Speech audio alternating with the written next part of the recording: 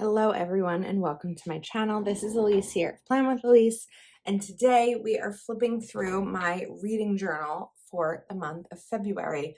I want to apologize for my voice being a little froggy. I am not sick. I am just tired and my voice is a little worn out from being at Go Wild this past week, a planner conference. So we'll get that out of the way. Now, this video is a collaboration, ongoing monthly collaboration with my dear friend Jess over at Knit Plan Jess. I'll link her video in the description, so make sure you check it out. All right, let's talk about what I read in February and how I tracked it in my planner. If you want to see a full setup of this planner, that video went up in December, I believe. So first up, I never finish this part. Some of these I didn't finish.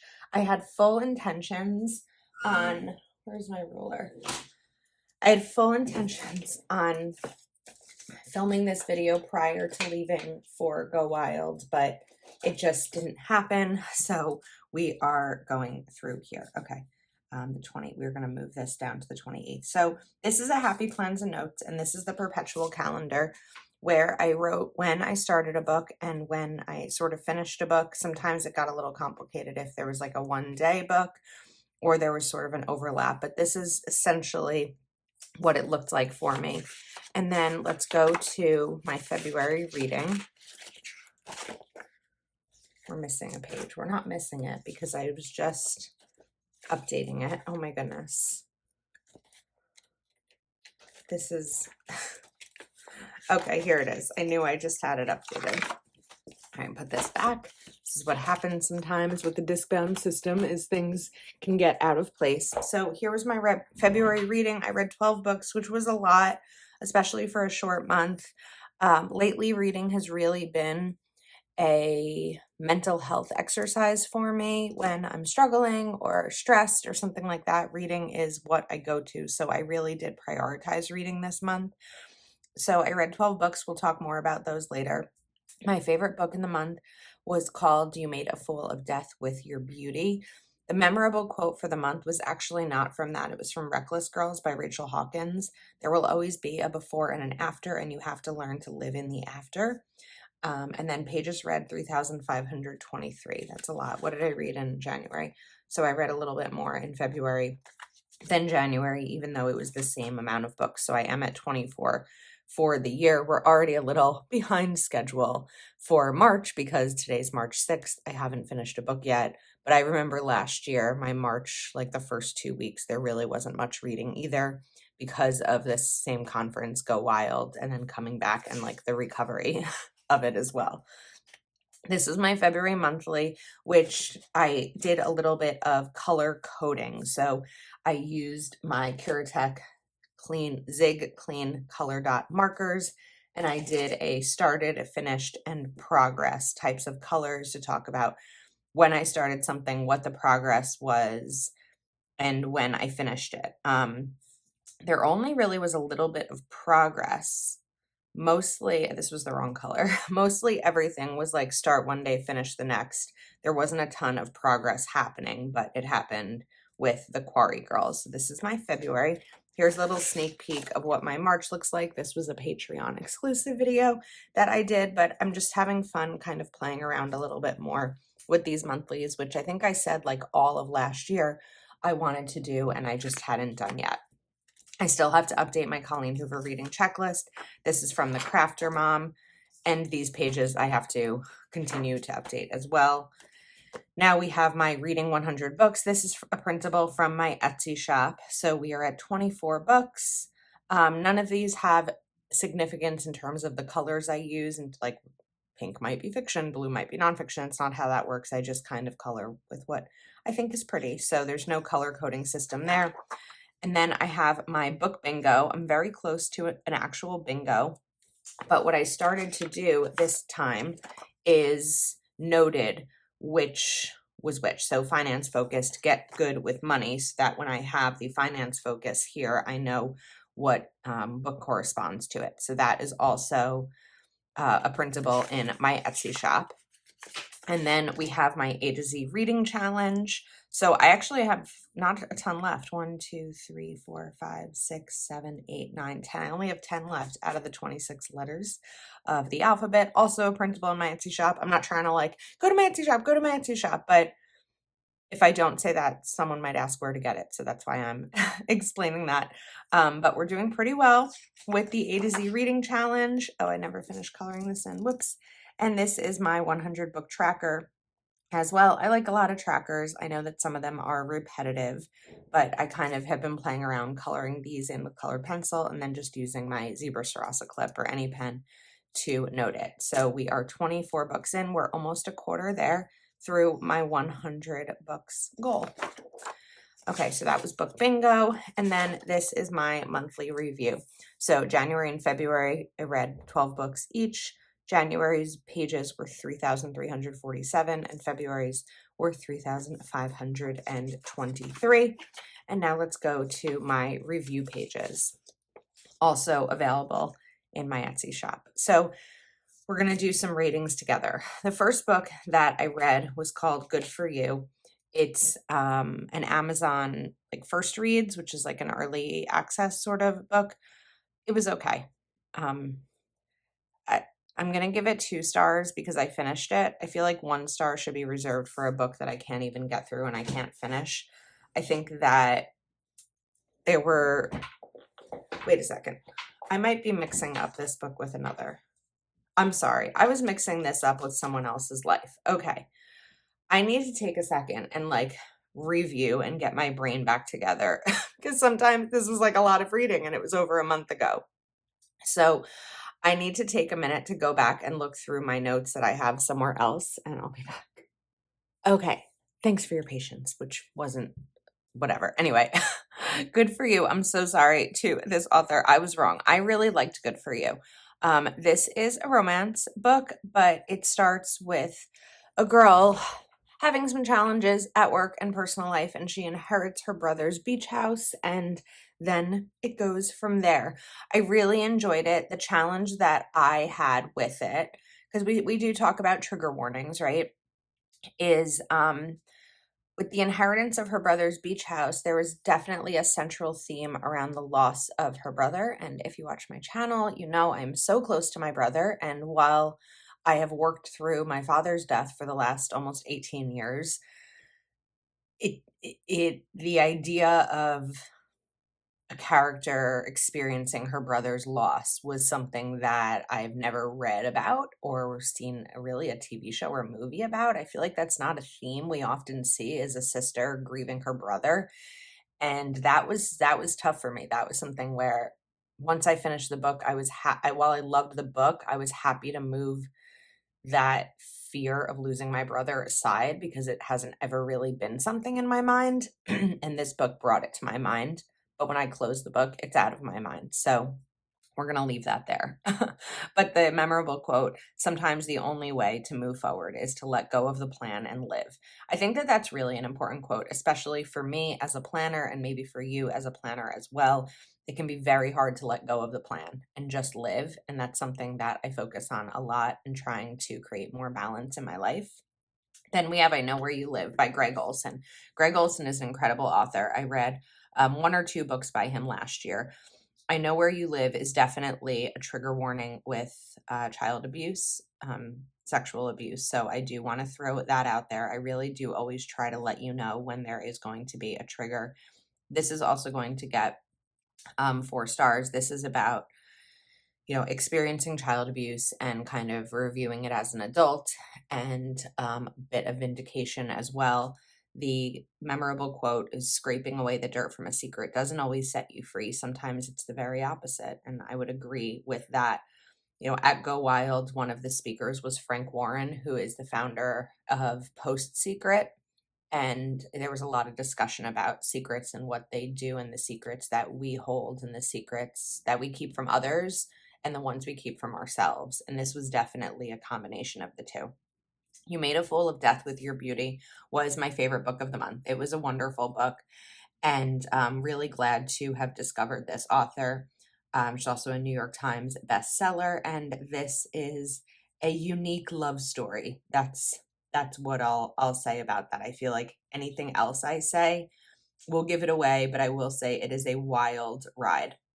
And this will get 5 stars because it was my favorite book of the month. So this will go here. The quote was, I think we're just figuring out how to survive a world on fire, that it's okay to be alive. And I think that that's really important too, because I feel like in the last few years, we're coming out of surviving a world on fire, not just with what's happened medically in the world, but politically in the country as well, and racially, and our own personal challenges that we've had. So we're just figuring out how to survive a world on fire is really powerful to me. I don't always have quotes for every book, but when something really stands out to me, I do. Okay, 8 Rules of Love by Jay Shetty. This has a lot of positive reviews and people rave about it. I was underwhelmed. It's a personal development book about how to find it, keep it, and let it go.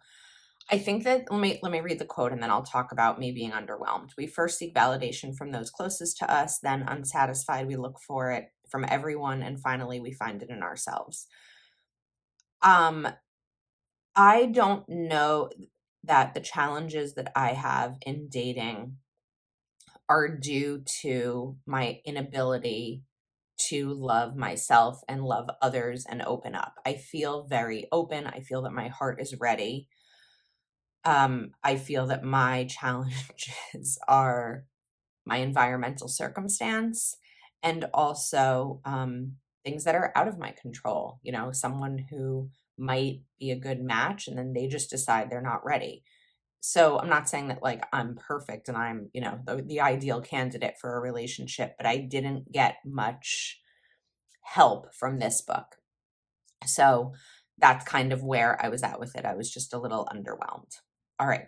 Lockdown by Walter Dean Myers. This is African American fiction. The memorable quote was, each time I think there is no lower place to go, I find there is at least one place that will mess you up worse than you were. Lockdown was a great book. It's about a teenage boy who is in like a juvenile detention, but also kind of has a like work program where he goes to a retirement home and works there and meets racism and connection with people he may not have experienced a connection with. And there's also like a lot of chapters in the book or scenes in the book with group discussions with other boys who are in his detention center. And it was just really interesting and eye-opening to learn more about what Black teenage boys go through when they're in a situation like this. It is a fiction book, but it's very much a reality of what life can be like. Then we have Jews Don't Count by David. Oh, I'm going to struggle with that name. We're going to write with David, but Baddiel, possibly. The quote is, being white is not about skin color, but security. It means you are protected because you are a member of the majority culture. Jews Don't Count was a really important book for me to read because I'm someone who's Jewish. I read a lot about the Holocaust and I read a lot about Judaism in general. And the premise of this book is really about how in a world of a lot of focus on social justice, typically Jews don't count in the people we stand up for. And as someone who's Jewish, I've experienced that most of my life. And this book really spoke to a lot of how I feel as a religious minority. I'm very aware that I'm a white woman. I'm not a conservative Jewish woman where you see me and you know immediately that I'm Jewish based on what I'm wearing or possibly wearing a wig. There was only one thing in the book that I didn't necessarily agree with, but the other elements where it's like we are as Jews, looking at us, I'm not a minority. However, to anti-Semites and racists, I am a minority. And this actually, I read this at a good time because in February, in a couple towns over from me, there was an attempt at a Molotov cocktail was thrown at a synagogue very close to me, and the person who threw it failed. It was at like 3 a.m. and it just didn't go off. It didn't blow up or whatever it's supposed to do. But it was very alarming to know that someone who is in basically my community dislikes my people enough to do an attempt like that. So I think that it's an important book to read. I don't say that I agree with everything. I probably should have given it 4 stars because I don't agree with all of it, but it was good. Okay, we're going to move forward. The Locked Door by Frida McFadden. Frida McFadden always comes with a trigger warning. This is definitely going to be like psychological abuse and possible physical abuse. So it's about a woman who gets married, and then the man that she is with is not the man she thought she was with. I'm going to give it 4 stars. Definitely tough to read at times. Luckily, Heather gave me a little bit of a warning about this one where it's you have to kind of stomach it and push through. The quote is, "Dad always says that if you're going to do something wrong, at least be smart enough to not let anybody see you do it." Okay, another Frida McFadden, The Surrogate Mother. This was one to kind of have to push through as well. This is about a woman who hires her assistant to be a surrogate for her child, which I would have probably told her at the beginning, this is a bad idea. But it doesn't go well. It ends fine, but it doesn't go well. I don't have a memorable quote from this book, but this is going to be 4 stars. Then we have The Therapist by B.A. Paris. I've heard so many good things about this book, so I read it, and it was okay. I'm going to give it 3 stars. This is about a woman who moves into a development, a very small development, and learns that she is living in a house of someone who was murdered, and she makes it her mission to find out what actually happened, because the story was it was a murder-suicide. The woman's husband killed her and then himself, but this character does not believe it, and so she tries to unravel the truth. The quote is, "Happiness is like a butterfly. The more you chase it, the more it will elude you. But if you turn your attention to other things, it will come and sit softly on your shoulder." It's a good quote. Okay, then we have The Housemaid's Secret, Frida McFadden. This is a sequel to The Housemaid. So if you are interested, definitely go read The Housemaid first. This is also going to be a trigger warning of domestic violence. It was a really, really good book. I enjoy a sequel, especially when it's been like months since I've read the original, because it's kind of like going back and revisiting an old friend. So I feel like I can't talk much about what this book entails, because if you haven't read the first, there's like a lot of spoilers happening, but it's about a housemaid. We can give you that. Reckless Girls by Rachel Hawkins. We're going to give this 3 stars. I really enjoyed it. It was actually totally different than what I thought it would be. I enjoyed most of the book until the end. My biggest struggle with books that I'm enjoying and then I end up like meh about is feeling like in the last chapter or 2, everything falls apart and everything goes crazy, and it's just like very different than the rest of the book, and it always ends up being me turning back pages and being like, wait, did I miss something? Like, what just happened here? And I don't necessarily love the what just happened here mentality in a book. So we're going to give it 3 stars, but the quote is my favorite quote of the month, which is, "There will always be a before and an after, and you have to learn and live in the after." And I think that that's really powerful. Then we have The Quarry Girls. I never filled this in, but I finished this on the 28th.